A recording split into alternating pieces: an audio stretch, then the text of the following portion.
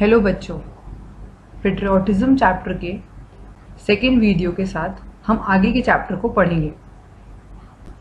Yahoo, नाना ji, tell me a story about dinosaurs and dragons, shouted Ajit. जैसे ही नाना जी ने अजीत को बताया कि चलो मैं अब आपको एक स्टोरी सुनाता हूँ, अजीत खुश हो गया और अजीत खुश होकर बोला, चलो नाना जी, आप हमें ड्रैगन्स और डायनासोर्स के बारे में स्टोरी सुनाओ। No, Ajit, I will tell you a story about real people and their real problems, but not today. This Sunday, I will take you for a picnic to a small village around 100 kilometers from here. We will spend the day there and return by night. तभी नाना जी ने कहा कि मैं किसी और दिन तुमको story सुनाऊंगा, पर आज मैं तुमको रियल पीपल और उनके रियल प्रॉब्लम्स के बारे में बताता हूँ। तो ये जो आने वाला संडे है, इसमें हम एक छोटे से गांव में, जो कि यहाँ से 100 किलोमीटर दूर है, वहां हम पिकनिक जाएंगे। On Sunday, Nana ji, Naina, Ajit started very early for their picnic. They took the first train to the village हिमापत। और संडे का दिन आया और नाना जी, नैना, अजीत तीनों पिकनिक के लिए सुबह की जो पहली ट्रेन थी उससे विलेज हिमापत चले गए। 2.5 hours later, they found themselves at a tiny, dusty railway station. लगभग 2.5 घंटे के बाद वो अपने आप को एक छोटे से और डस्टी रेलवे स्टेशन के पास उन्होंने पाया। They got down and stepped outside. वो ट्रेन से नीचे उतरे और बाहर निकले। A large well-built man wearing a white dhoti and kurta and spotted a huge turban greeted them with a folded hands. जब वो स्टेशन से बाहर निकले तो उन्होंने देखा कि एक बहुत अच्छा हट्टा कट्टा सा आदमी जिन्होंने व्हाइट कलर की धोती कुर्ता पहनी हुई थी और उन्होंने एक बड़ी सी ह्यूज टर्बन पहनी हुई थी। ह्यूज मतलब बड़ा, टर्बन मतलब पगड़ी। उन्होंने एक बड़ी सी पगड़ी पहनी हुई थी और हाथ जोड़ते हुए उन्होंने अजीत, नैना और नाना जी का स्वागत किया।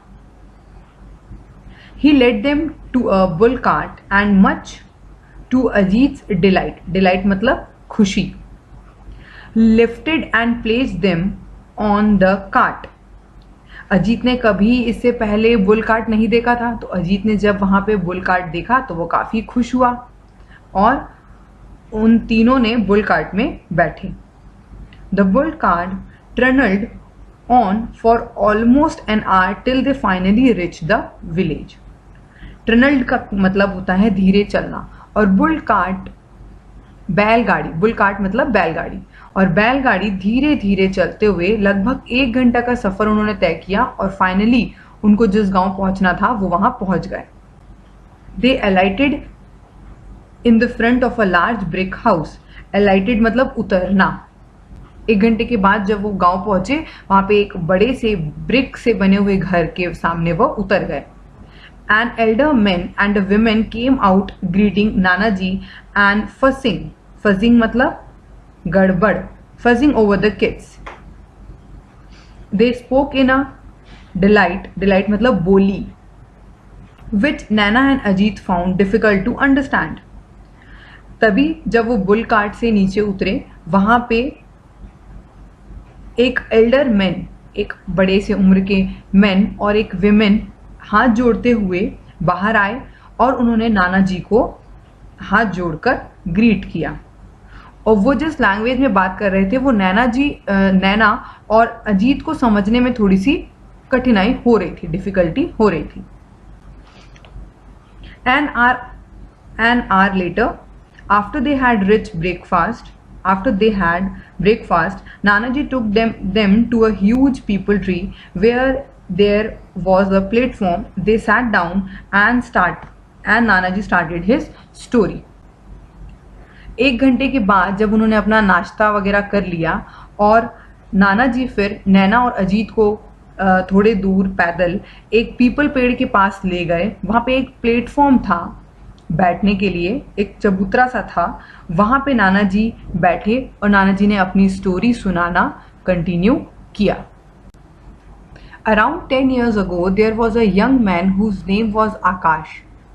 He was studying to be a doctor, After he completed his MBBS, he worked hard and won a scholarship to USA. He got his master degree and decided to come back. नाना जी ने अपनी story सुनाना शुरू की और उन्होंने कहा, लगभग 10 साल पुरानी बात है। एक यंग मैन था, एक यंग लड़का था जिसका नाम था आकाश। उसने डॉक्टर बनने की पढ़ाई शुरू की। वो MBBS कर रहा था। वो MBBS करते करते उसको स्कॉलरशिप भी मिला और वो स्कॉलरशिप के बाद वो USA गया। He got his master degree and decided to come back. वो USA अपनी मास्टर डिग्री लेने गया था और वहाँ से मास्टर्स की पढ़ाई करने के बाद उसने डिसाइड किया कि वो USA से वापस आ जाएगा। Along with him, 10 of his friends had also gone for higher study to America. और उसके साथ उसके 10 दोस्त भी गए थे आगे की उनकी हायर स्टडीज़ के लिए, मास्टर डिग्री के लिए America. They all stayed back, but Akash returned. जब उनकी पढ़ाई ख़त्म हो गई तो आकाश इंडिया वापस आ गया, पर आकाश के जो बाकी के 10 फ्रेंड्स थे वो अमेरिका में ही रुक गए, वहीं सेटल हो गए। Akash father was not very happy with his sons decision. Akash के जो फादर थे वो अपने बेटे के इस निर्णय से कुछ ज़्यादा खुश नहीं थे। वो नहीं चाहते थे कि आकाश इंडिया वापस आए, वो चाहते थे कि आकाश अमेरिका में ही काम करे। He was very proud that his son had got a foreign degree. पर उसके पिताश्री बहुत खुश थे कि उनके बेटे को, आकाश को, फॉरेन डिग्री मिली थी। He wanted his son to make America his home, earn a lot of money and finally invite his parents and sister also to settle down in America. आकाश के फादर चाहते थे कि आकाश अमेरिका में ही रहे, वहीं job करे, वहीं सेटल हो, वहीं बहुत सारे पैसे कमाए और जब वो सेटल हो जाए तब अपने पेरेंट्स को और अपनी बहन को अमेरिका बुला ले। But Akash was adamant. But Akash बिल्कुल भी ऐसा नहीं चाहता था। My country has spent thousands of rupees in educating them. I have to repay this debt. डेप्ट का मतलब होता है ऋण। आकाश का ये मानना था कि उसकी कंट्री ने उसके ऊपर थाउजेंड्स ऑफ रुपीज़ उसको पढ़ाने के लिए खर्च किया है, क्योंकि आकाश को स्कॉलरशिप मिला था। आकाश का मानना था कि उसकी कंट्री ने उसके ऊपर थाउजेंड्स ऑफ रुपीज़ खर्चे किए हैं और अब आकाश की जब पढ़ाई पूरी हो गई है तो आकाश को ये पैसे वापस देने का समय आ गया है। The only way I can do it is by serving the people here. And Akash कैसे अपने सरकार को या अपने कंट्री को ये पैसे कैसे वापस करना चाहता था, वहाँ के रहने वाले लोगों की मदद करके, क्योंकि अब वो डॉक्टर था और लोगों की मदद करके, उनकी सेवा करके वो पैसे अपनी कंट्री को वापस करने का उसने सोचा था। And more over India and it's village needs good doctor far more than rich country like America. और आकाश का ये मानना था कि कंट्री अमेरिका की जैसी जो इतनी अमीर कंट्री है, इतनी बड़ी कंट्री है, उनको अच्छे डॉक्टर्स की ज़रूरत नहीं है। वहाँ बहुत अच्छे डॉक्टर्स हैं, पर इंडिया में अच्छे डॉक्टर्स की कमी है और यहाँ पे अच्छे डॉक्टर्स की बहुत ज़्यादा ज़रूरत है। वॉट हैपेंड नाना ji, did Akash came back to India? Akash ने पूछा, क्या हुआ नाना जी, क्या सच में आकाश इंडिया वापस आया? Yes, child, he did. In the beginning, he worked in a government hospital in the village. A year later, an epidemic broke out in the nearby village. When Akash learned about that, he just packed his bag and left. He did not even inform his parents. Epidemic मतलब होता है महामारी। नाना जी ने कहा, हाँ बेटा, वो India वापस आ गया और शुरुआत में उसने एक गवर्नमेंट हॉस्पिटल में काम किया। कुछ साल के बाद आकाश को पता चला कि उसके जहाँ वह रहता है उसके पास के गांव में एक महामारी फैल गई है। आकाश ने तुरंत ही अपना सामान बांधा और वह वहाँ उस विलेज में लोगों का इलाज करने चला गया। उसने इस चीज़ की जानकारी अपने पेरेंट्स को भी नहीं दी थी। Y asked Ajit? अजीत ने पूछा क्यों? Because they would have stopped him.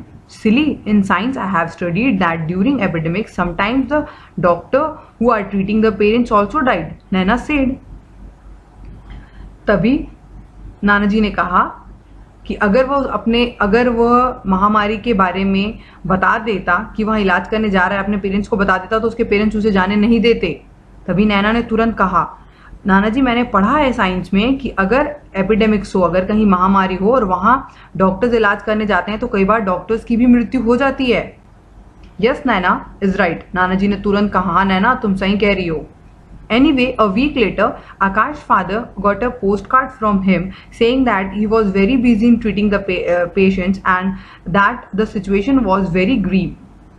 But Akash did not mention where exactly he was, fearing that his father would land up and try to drag him back. कुछ हफ्तों के बाद आकाश के फादर को एक पोस्टकार्ड मिला और उस पोस्टकार्ड में लिखा था कि मैं अभी काफ़ी बिजी हूँ अपने पेशेंट्स को ट्रीट करने में, और पर उसने कहीं पे भी इस चीज़ का मेंशन नहीं किया था कि वो अभी कहाँ है।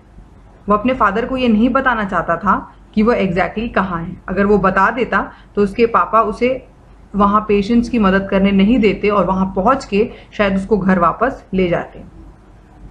2 weeks later, his father received a phone call saying that Akash had been admitted in a city hospital in a serious condition. 2 हफ्ते के बाद आकाश के फादर को एक कॉल आता है और उस कॉल पे आकाश के फादर को पता चलता है कि आकाश काफ़ी सीरियस है, उसकी तबीयत काफ़ी बिगड़ गई है और सिटी हॉस्पिटल में उसको एडमिट किया गया है। His parents rushed to see him. He was in very bad state. He could not barely speak. आकाश की तबीयत काफ़ी ख़राब थी, आकाश ठीक से बात भी नहीं कर पा रहा था। आकाश के पेरेंट्स तुरंत हॉस्पिटल पहुंचे। Why are you tolerating yourself as well as us, son?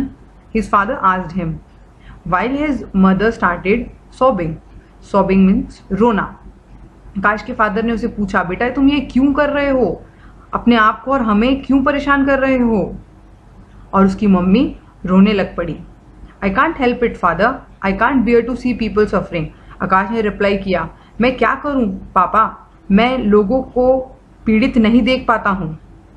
Your friends are enjoying life in America, earning lots of money and living in a comfortable and look at you here. आकाश के father ने आकाश से कहा, तुम्हारे friends America में enjoy कर रहे हैं और बहुत पैसे कमा रहे हैं और बहुत कंफर्टेबल लाइफ जी रहे हैं, और तुम अपने आप को देखो, तुम अपनी ज़िंदगी के लिए लड़ रहे हो। I can't understand what you are getting by doing all this. उसके फादर ने कहा, मुझे नहीं समझ में आ रहा है कि तुम ये सब करके तुमको क्या मिलता है। If you did not care about yourself, at least spare a thought for your poor mother. Just see her condition. She had gone half mad worrying about you. उसके पापा ने गुस्से में कहा उसको, अपनी नहीं सोचते हो तो कम से कम अपनी मदर की सोचो, देखो उसकी हालत कितनी बिगड़ गई है, वो तुम्हारे बारे में वरी कर करके सोच सोच के आधी पागल हो चुकी है।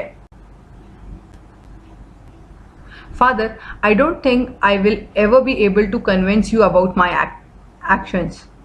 आकाश ने कहा, पापा शायद मैं जो कर रहा हूँ उसके लिए कभी आपको मैं कन्विंस नहीं कर पाऊंगा। All I can say that I have the satisfaction that I have been able to save so many lives. मैं बस आपको इतना ही कह सकता हूँ कि मुझे इस बात का सेटिस्फैक्शन है कि जो मैं कर रहा हूँ मैं उससे खुश हूँ और मैं बहुत सारे लोगों की जान बचा रहा हूँ। Forgive me if I have tolerated you, but please try to understand that I could not help it. I can't watch people dying all around me and not do anything. पापा प्लीज़, मैंने आपको परेशान किया इसके लिए मुझे माफ़ करो, पर प्लीज़ मैं लोगों को मरते नहीं देख सकता और मैं उनकी हेल्प करना चाहता हूँ, इसीलिए मैं वहाँ पहुँच जाता हूँ।